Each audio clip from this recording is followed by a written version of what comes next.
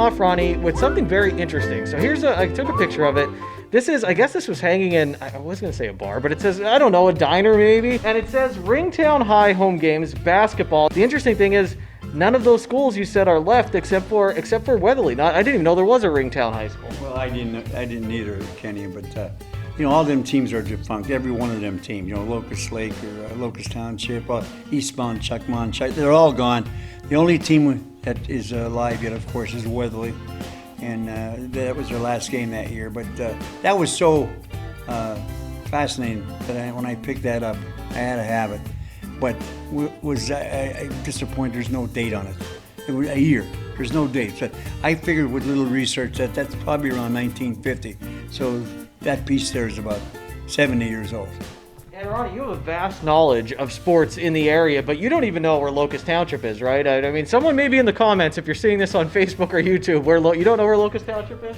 No, I don't know where it is, and also Shepton, if anybody out there knows the nickname. I say it's the Eagles, but until it's proven to me, it's going to be the Eagles. But I always used to call them the Shepherds. The Shepton Shepherds would have been great.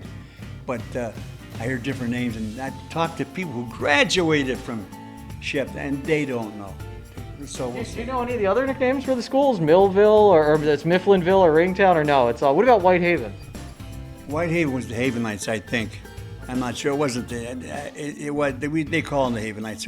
Rockland was the Rockets, but a lot of them I don't know. I really don't. Weatherly, of course, is the Wreckers, but that's an easy one. This is the 1949 football game ball from Hazelton, West Hazelton. The last game ever played in Cranberry Ballpark. Hazelton won 14-6, and it's a classic game. But anyway, it's the last game that was ever played in Cranberry Ballpark between Hazelton and West Hazelton. So Cranberry and Ronnie, we talked about this last time. Babe Ruth actually played there, correct, at Cranberry Ballpark. And I didn't know this. You said this is where West Hazelton played their home football games. Yes, they played their home football games there. And one year they'd play there, and next year they'd play at Tormengeist Memorial Field. But this was the last time they ever played. And where'd you get the ball from? Well, I got this ball, believe it or not, from the winning quarterback, Bobby Fry, who gave me this ball. He said he was going to give it to me. God bless him. He passed away not long after that, but I've had this ball for a couple of years. That ball is in remarkable shape, I think, for being from 1949. Now, there was another interesting, let's bounce to the program you actually showed us, of Hazelton High School against McAdoo High School. That game at Harmongeist Memorial Field, and I think it was in the early 50s. I think you said 1951. That program is from 51, but they also played in 50. Hazelton lost to McAdoo 18-12 in 50. In 1951, they lost 14-7. They're the only two times ever, out of 22 times that they played, that they ever beat Hazelton. Ed Wasino was a quarterback for McAdoo, and that was a big celebration. And that was a big thing. That was like Army beating Penn State. Which almost happened. Which almost happened a few years ago, Ronnie. Now, you played Hazelton Area High School field hockey for Mary Kelly, but there are more. We always say this on air. We say, we wonder if these rivalries are as fierce, or are they the same as West Hazelton? You said absolutely. So who are the teams that you guys would get fired up to play in? And there was a rivalry there. Definitely Crestwood, Coughlin, and Wyoming Valley West. Like, when we would win a game, it felt like we won like the Super Bowl or like a championship game.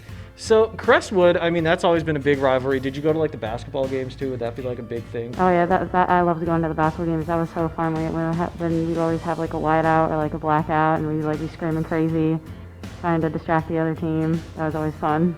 So the rivalries are still there, Ronnie, as this continues. Something very cool that you brought in that Mackenzie did recognize was actually your old principal from the Hazelton Area High School. Would you have recognized him? I'm going to put the picture up now. Did you recognize maybe that's Rocco Patron? Gosh, no, with all that hair, no.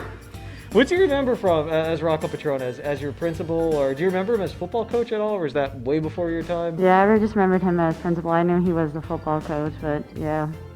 So Ronnie, tell us about these trading cards, when they're from, how you got them, and we saw some interesting people in there. Well, that's the only year, 1977, that they ever had these trading cards. They never had them since.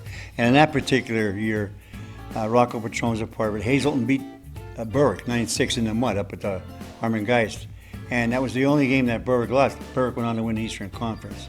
Hazelton didn't have a great year, but they did have now they call games off because they're cloudy.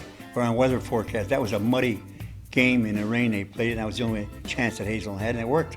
We beat them. It was a great time. And Ronnie, we were going through the pack and we noticed that a lot of people know him as Chubby Corleone, and he is at a bunch. I mean, he's always around Hazelton area athletics. And you said he was the kicker for that team?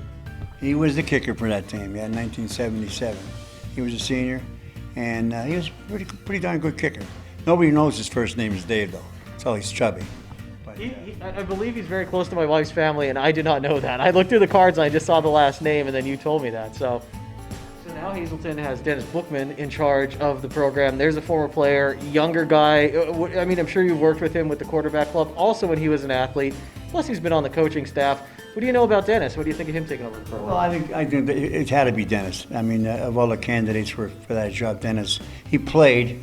He knew Mike Brandon very well. He coached Hazelton about 5-6 years. He's only 31. The kids love him. He's enthused, and I think he's enthused. Which I think Hazelton will have a decent year this year. I'm going to say, I'll go out on a limb and say, like, if they do play a game, I'm going to say 7-1, 6-2 at worst. I might be wrong, because they have a lot of good returners. Mackenzie, you're a former athlete. What did you think as sports stopped? Can you imagine if you were playing your senior season and what was your take on all this? You covered it a little bit at, you go to the Indiana University of Pennsylvania. I saw you did a segment about COVID-19, the pandemic stopping some sports. But what were your thoughts when all this starts happening? And what do you think as an athlete if you were just sitting on the sidelines, sitting out your senior season? I'd be like really heartbroken and upset. Like when they announced IUP is in the PSAC, which is the Pennsylvania State Athletic Conference. I was like really bummed because I work in the sports information department with our sports information director, and I always loved like working the games, especially field hockey, because I played on the team there my freshman year. So I was really bummed out about it. Can't wait to see Ronnie coming back regularly on SSPTV. That will hopefully be happening very soon as well, and you'll be seeing more of Mackenzie as well throughout the fall here. Thank you both for joining me today for SSPTV Sports. I'm the masked man, Ken Carr. I think I'm going to keep this up, Ron. It kind of covers half of my face. I think the viewers like that a little bit better than, yeah, less is more. Stay loose. Stay loose.